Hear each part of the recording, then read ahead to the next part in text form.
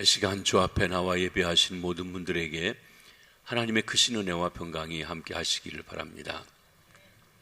오늘은 요나서 강의 16번째 마지막 시간입니다. 니느웨의 철저한 회개 때문에 하나님의 심판이 즉각적으로 시행되지 않았습니다.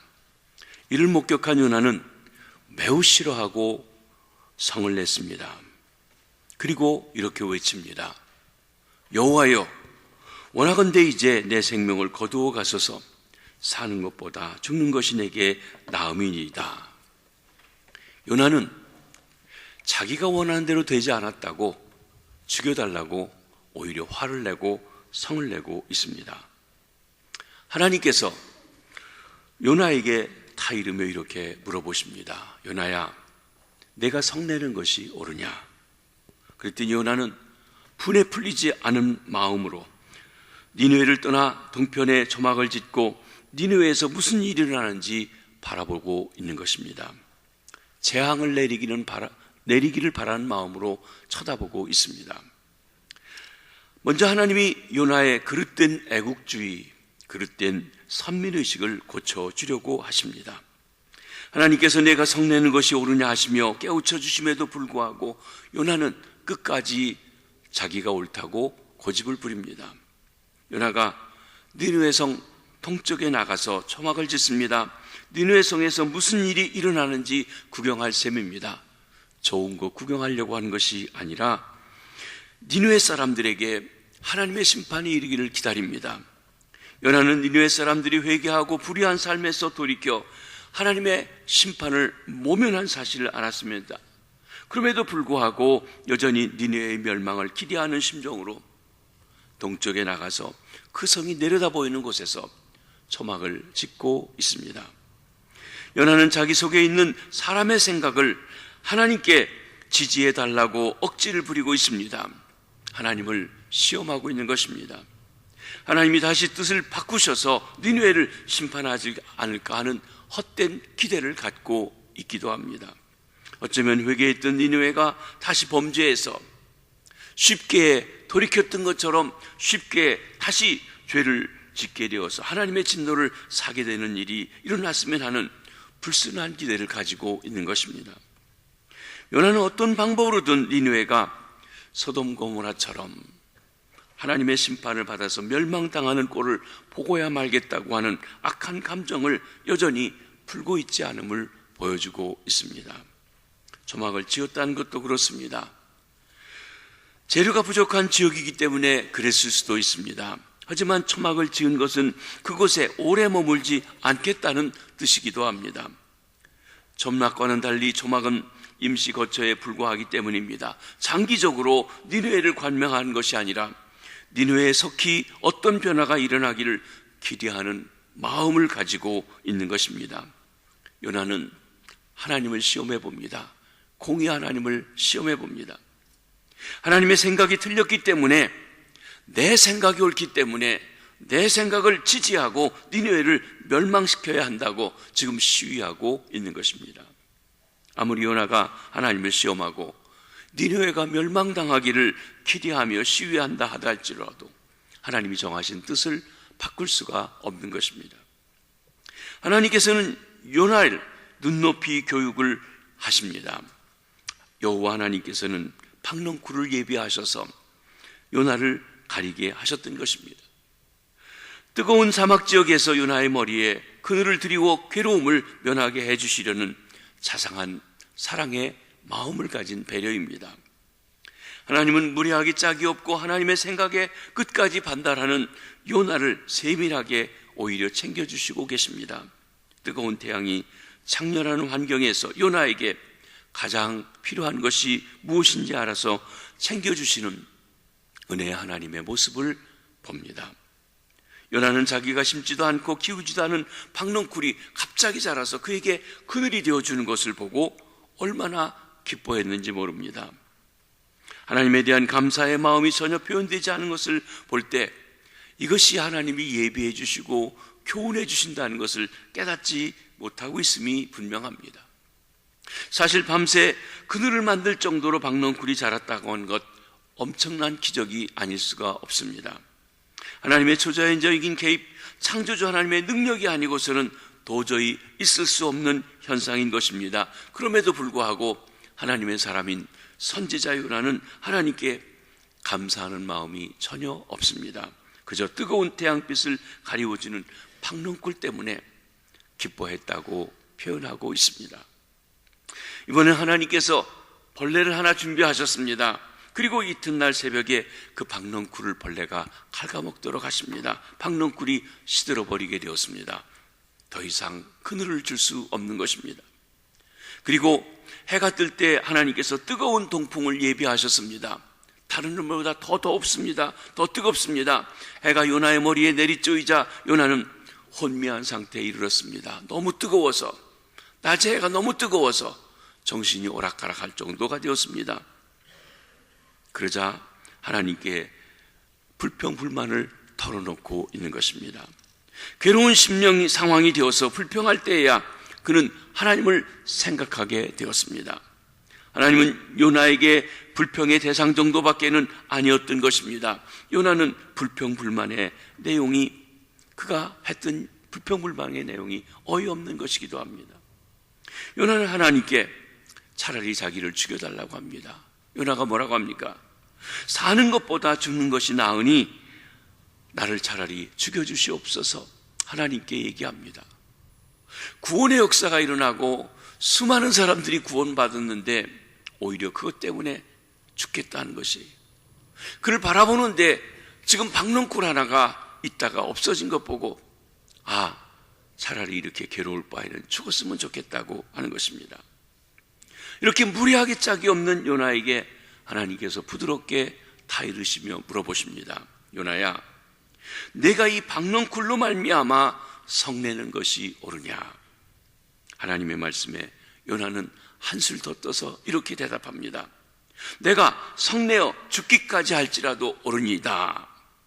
아주 분이, 성이 마음에 가득 차가지고 하나님 앞에 반항하듯 그렇게 대답하고 있습니다.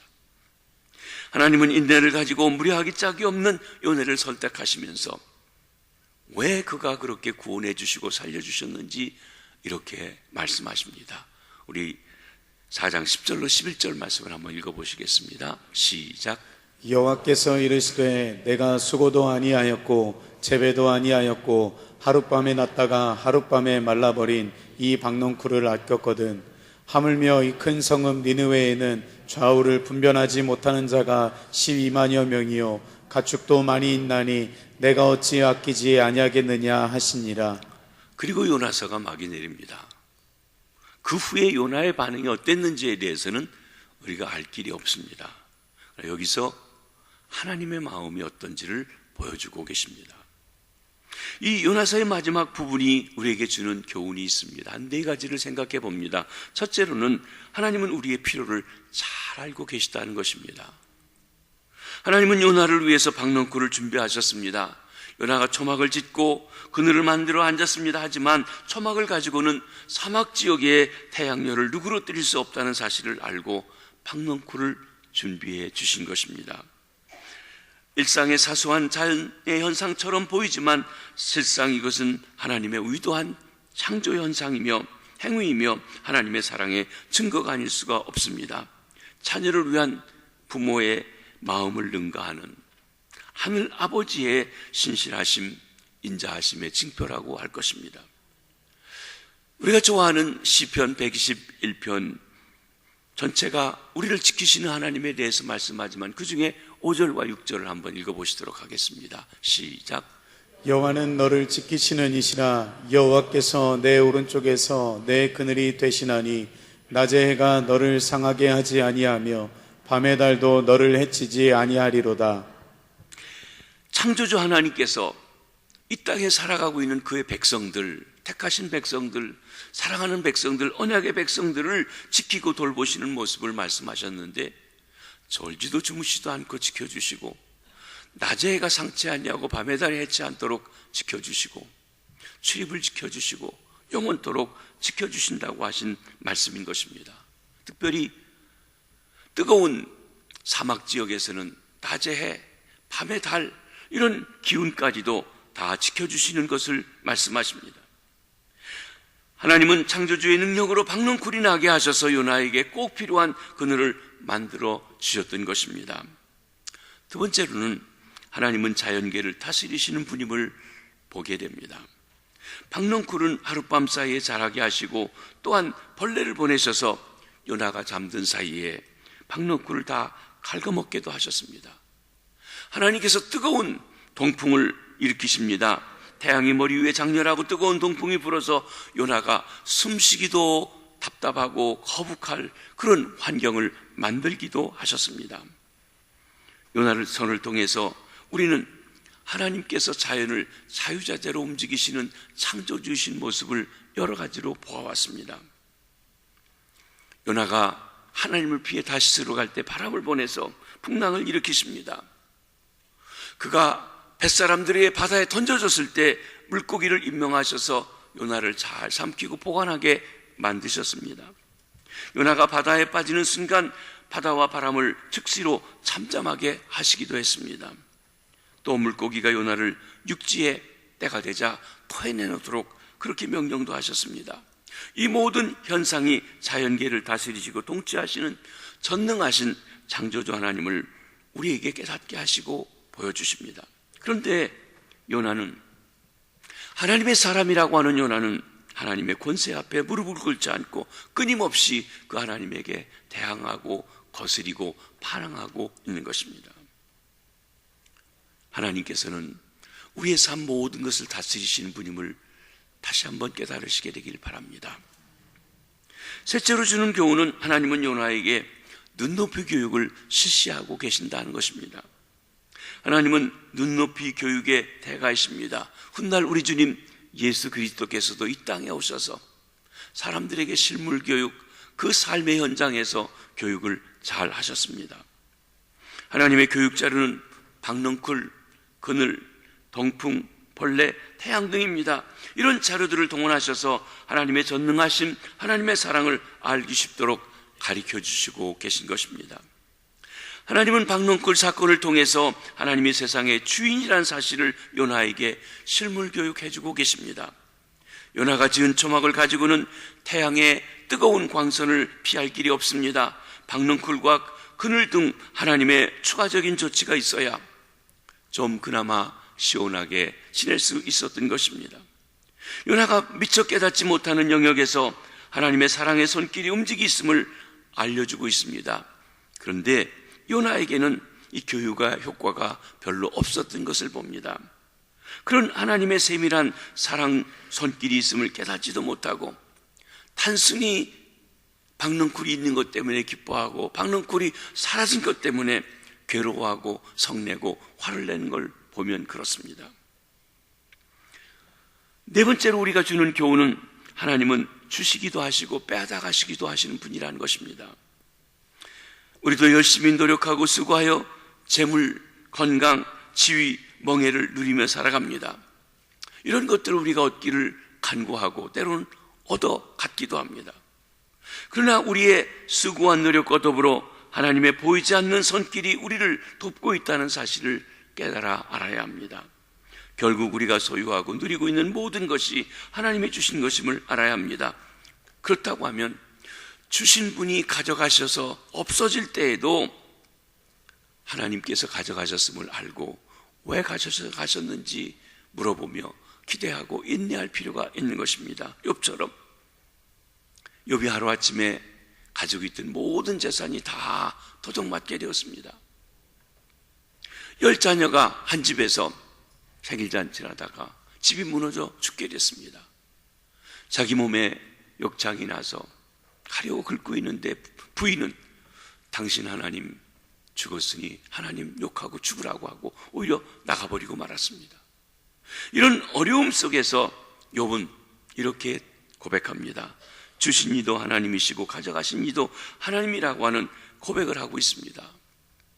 하나님을 안다면 그것이 정말 믿음 있는 고백입니다. 왜냐하면 주신 분도 하나님이시고 걷어가신 분도 하나님이시니까요.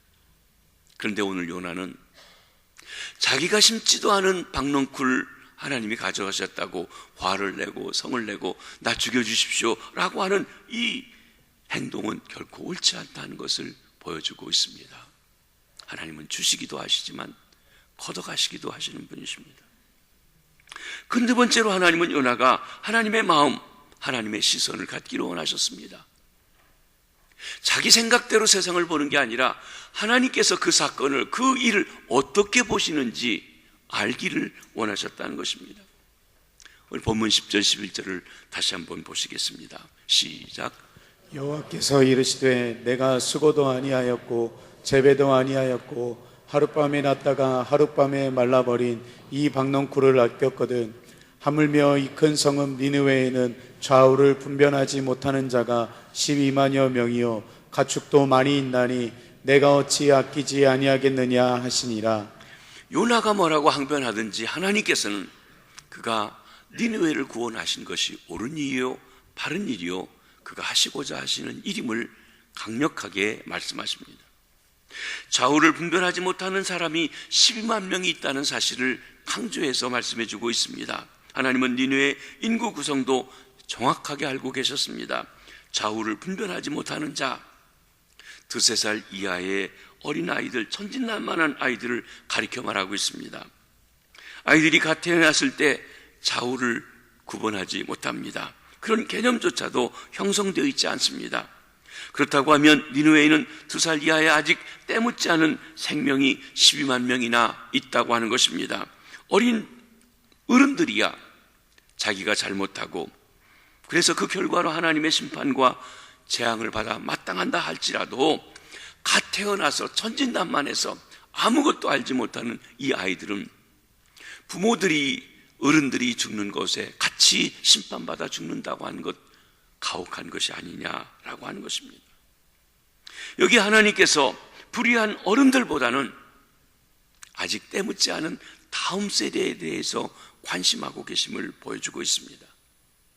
요나의 관심은 죄 지은 니느웨의 어른들 멸망당해서 죽는 꼴을 보고 싶은 것입니다. 그런데 하나님의 관심은 그 속에 태어나 미래의 새로운 주역들이 되도록 자라갈 아이들, 아직 때묻지 않고 손에 피 묻지 않은 12만 명의 어린이들에게 있었습니다. 더 나아가 하나님은 가축들에 대해서도 말씀하십니다.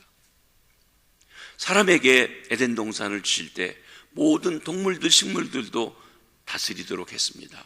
근데 인간의 범죄한 후에 환경이 변화되고 오염되고 어려워졌습니다. 그래서 로마서에 보면 온 피조 세계가 인간의 구원받을 때를 기다린다고 했습니다. 왜냐하면 그때가 되면 피조 세계도 온전한 형태로 회복되어지고 그리고 구원받게 될 것을 바란다고 했습니다. 하나님의 구원은 사람의 구원만이 아닙니다. 사람의 환경에 대한 모든 것까지도 포함한 구원을 말씀하고 있는 것입니다. 그래서 하나님은 여기 가축들에 대해서까지도 관심하고 계십니다. 하나님이 아끼시는 그 마음을 요나에게 알려주십니다. 하나님의 시선, 하나님의 마음이 요나의 눈에 보이지 않고 있었던 것입니다. 하나님은 이 땅에 살고 있는 모든 인류가 하나님을 알고 구원받아 하나님의 생명을 누리며 하나님의 다스림 속에 살아가기를 진정 원하고 계십니다. 그래서 오늘도 한 영혼이라도 더 주 앞에 돌아와 하나님의 백성으로 살기를 기다리고 계십니다. 우리는 하나님의 시선을 따라야 합니다. 하나님의 마음을 따라가야 합니다. 하나님의 생각을 가져야 합니다. 그리고 하나님의 뜻을 이루는 삶을 살아가야 하는 것입니다. 예수님은 그를 따르는 제자들에게 각자 옳다고 생각하는 대로 살아가지 말고 먼저 그 나라와 그 일을 구하는 삶을 살아가야 한다고 했습니다.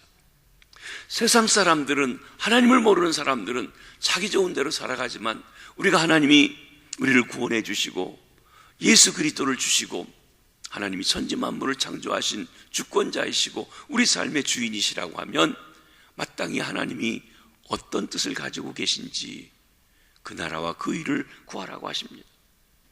하나님의 나라와 하나님이 옳다고 생각하는 것을 추구하는 것이 예수님의 제자요 하나님의 종들이 갖춰야 할 가장 기본적인 덕목이 되어지는 것입니다. 우리도 하나님의 생각으로 세상을 볼 수 있어야 합니다. 하나님의 마음으로, 하나님의 관점으로 세상을 볼 수 있어야 한다는 것입니다. 내 생각, 내 목표, 내 열정, 내 확신을 내려놓고 하나님의 뜻에 순종하는 것이 하나님의 자녀들이 살아가는 삶의 방식이고 핵심적인 가치라고 할 것입니다. 하나님에 대한 정확한 지식을 소유한 것도 중요하지만 그보다 더 중요한 것은 이제 그 하나님의 뜻대로 살아가는 것입니다. 순종하는 것입니다. 그렇습니다. 하나님을 제대로 아는 사람은 순종하는 사람입니다. 내가 몇 대째 믿고 있는지, 내 직분이 무엇인지가 중요한 것이 아니라 내가 하나님을 경외하는 마음으로 순종하고 살아가는 것, 그것이 하나님을 아는 것이고 그 하나님을 아는 것이 영생을 누리고 살아가는 것입니다. 하나님은 어떤 특정한 사람이 독점할 수 없습니다. 선민 이스라엘의 하나님만 되시는 것이 아닙니다. 예수 그리스도를 믿는 사람들의 하나님만 되시는 것이 아닙니다. 하나님은 모든 사람의 하나님이십니다.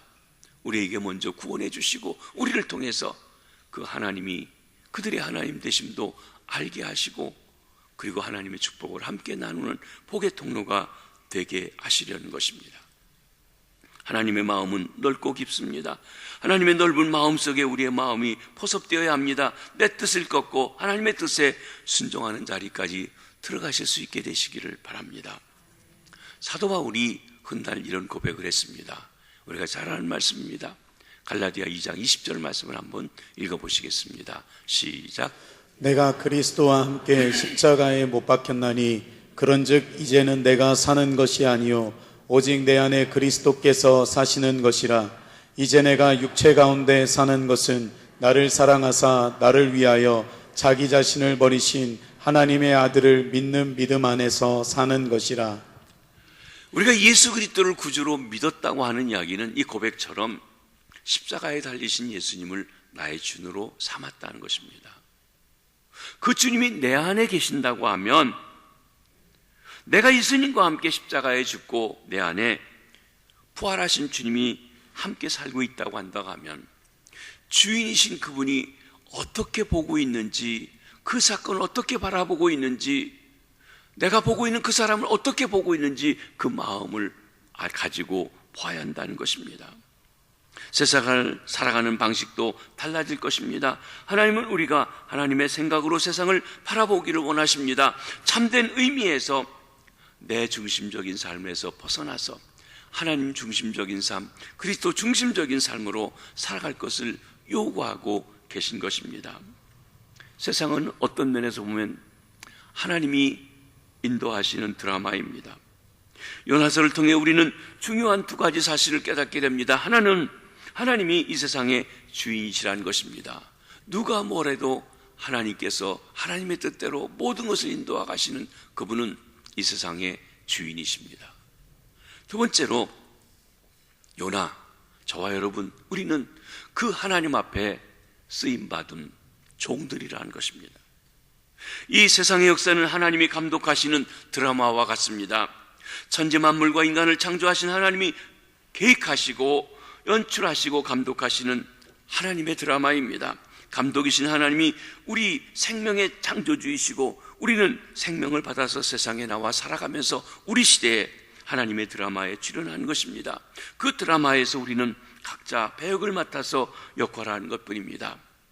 감독이 하라고 하면 해야 하는 것입니다. 그리고 감독이 하지 말라고 하면 하지 말아야 하는 것입니다. 이것이 한편에서는 하나님의 드라마에 참석하고 있는 인간들이 해야 될 일입니다.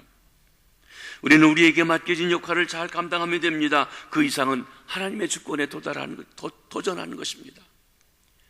때로 배우들의 환기 사는 부분이요, 처음에는 보잘것없는 작은 역할을 하지만 그 일을 잘하면 조금 큰 것, 그걸 잘하면 그 다음 일 맡아서 합니다. 처음부터 아주 큰 역할을 맡아 하는 것을 자기 마음대로 할 수가 없습니다. 감독의 지시를 어기고 자기 멋대로 연기하는 배우는 없습니다. 배우는 감독의 지시를 따라 연기에 충실하면 되는 것입니다. 요나는 하나님의 드라마의 연기자로 부름받았습니다. 그런데 요나는 마치 자기가 감독인 것처럼, 자기 자신이 드라마의 주인공인 것처럼 착각하고 있었던 것입니다. 하나님은 그런 요나의 시선을 교정시켜 주려고 하시고 계십니다.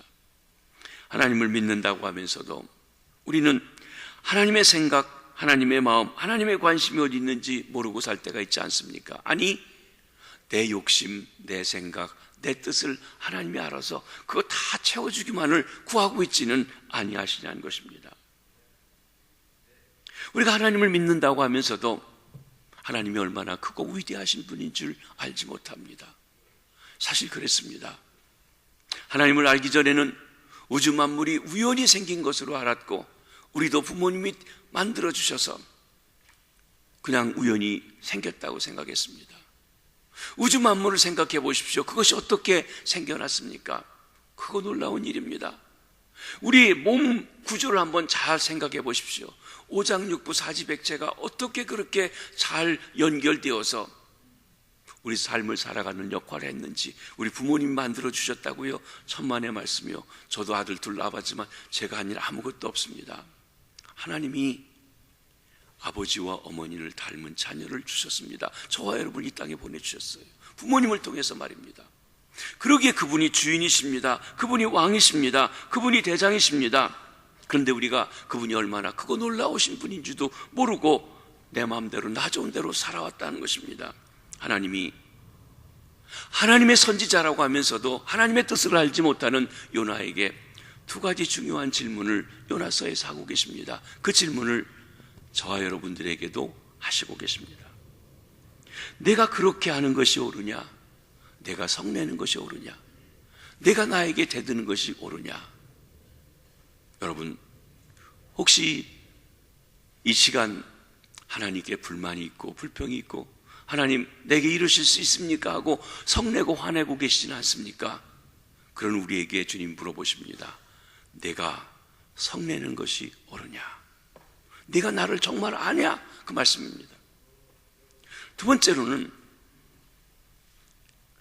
내가 어찌 아끼지 아니하겠느냐? 너는 저 니느웨에 있는 사람들을 다 불바다 되어서 죽었으면 좋겠다고 생각하지만 나는 그 속에 있는 좌우를 분별하지 못하는 12만 명을 아끼고 있는데 그 마음을 내가 알고 있느냐? 그 마음을 내가 헤아릴 수 있느냐라고 하는 것입니다. 내가 그들을 살려주었다고 하는 것에 대해서 회개한 것을 받아 그들에게 용서해주고 기회를 한 번 더 주었다는 것에 대해서 내가 감히 딴소리하고 대항하고 거스릴 만한 자격이 있느냐 물어보시는 것입니다. 말씀을 정리합니다. 우리는 요나서를 16주 동안 함께 살펴보았습니다. 요나서에 소개된 요나의 행적을 볼 때 우리는 우리 주님 예수 그리스도를 떠올리게 됩니다. 주님께서도 이 요나에 대해서 말씀하신 적이 있습니다. 주님은 다른 부분에 말씀하시지 않고 요나가 물고기 뱃속에 들어갔다 나온 것, 주님이 무덤에 들어갔다 나온 것과 비유해서만 말씀하셨습니다. 그런데 요나는 하나님의 뜻을 거역하고 자기 소견에 옳은 대로 무례하게 행동했습니다. 그에 비해서 우리 주님 예수 그리스도께서는 철저하게 아버지의 뜻에 복종하는 삶을 살아가셨습니다. 하나님이 하라고 분부하신 일 남김없이 이루셨습니다. 심지어 십자가 지는 일, 본인은 의로우신데도 다른 사람의 죄를 대신 짊어지고 억울한 일을 당하시고 채찍에 맞으시고 살을 찢기시고 피 흘리시는 그 일까지, 아니 벌거벗기고 부끄러움 당하는 일까지도 복종하셨습니다. 예수님이 십자가에서 마지막 하신 말씀이 무엇입니까? 다 이루었다. 아버지가 내게 하라고 한 일을 다 이루었다. 테텔레스타이. 이 땅에서 감당해야 할 모든 사역을 완성하신 말씀입니다. 동시에 죽음으로 그 끝을 마무리하겠다는 감동의 메시지입니다. 우리 주님 예수 그리스도께서는 하나님께 죽기까지 복종하셨습니다. 죽음으로 복종하셨습니다. 그 예수님께서 그를 믿고 따르는 저와 여러분, 우리 제자들에게 이렇게 말씀하십니다. 아무든지 나를 따라오려거든 자기를 부인하고 자기 십자가를 지고 나를 따를 것이니라. 마태복음 말씀을 한번 우리 같이 한번 읽어보십니다. 시작. 누구든지 나를 따라오려거든 자기를 부인하고 자기 십자가를 지고 나를 따를 것이니라. 사랑하는 성도 여러분, 우리가 하나님을 안다면 내 뜻을 내려놓고 아버지의 뜻에 순종하여 그 뜻을 이루는 삶을 살아가셔야 합니다. 그것이 하나님의 자녀의 마땅한 길입니다.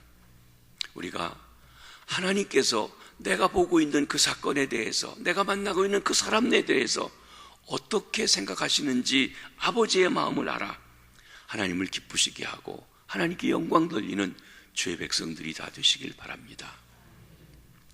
새성전 입당을 앞두고 우리가 1+1 새생명 전도 축제를 합니다. 1+1 그림을 보시면 한 사람 한 사람 이렇게 더하기를 해놨습니다. 우리 한 사람이 한 사람 더 데리고 예배당에 들어가자는 것입니다. 하나님께서는 성전을 새로 짓는 것 그 자체를 기뻐하시는 것이 아닙니다. 그를 통해서 한 영혼이라도 더 구원하여 하나님 앞에 구원받게 되기를 원하시고, 그를 위해서 우리를 사용하시길 원하시고, 그를 위해서 새 성전을 쓰시기를 원하시는 것입니다.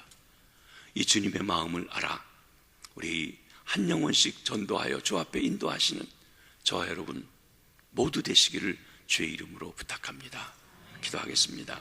하나님 아버지, 은혜를 감사합니다. 저희들이 주님을 알고 믿어 구원받게 하셨으니 감사합니다. 교회 직분도 맡고 중직도 맡게 해주셔서 감사합니다. 하나님, 어느 순간 하나님을 내가 독점하고 선민의식 또 특권의식을 가지고 의시되고 뽐내며 하나님을 알지 못하는 이들을 업신여기고 저들은 지옥 가도 마땅하다고 그렇게 쉽게 생각하지는 않았는지요. 긍휼히 여겨 주시옵소서. 아버지의 마음을 알기를 원합니다. 하나님의 사랑을 갖기를 원합니다. 하나님의 시각에서 사람들을 보기를 원합니다. 김해 시민들 10사람 중에 9명은 하나님을 관심도 없고 알지도 못하고 우상을 섬기며 하나님 답답하고 안타까운데 살아갑니다. 복음을 전해줘도 들으려고 하지 않습니다. 자기들이 옳다고 합니다. 하나님, 그런 이들에 대한 아버지의 마음을 가지고 저들을 찾아 한 영혼 한 영혼이라도 더 주 앞에 인도할 수 있는 귀한 은혜가 있도록 축복해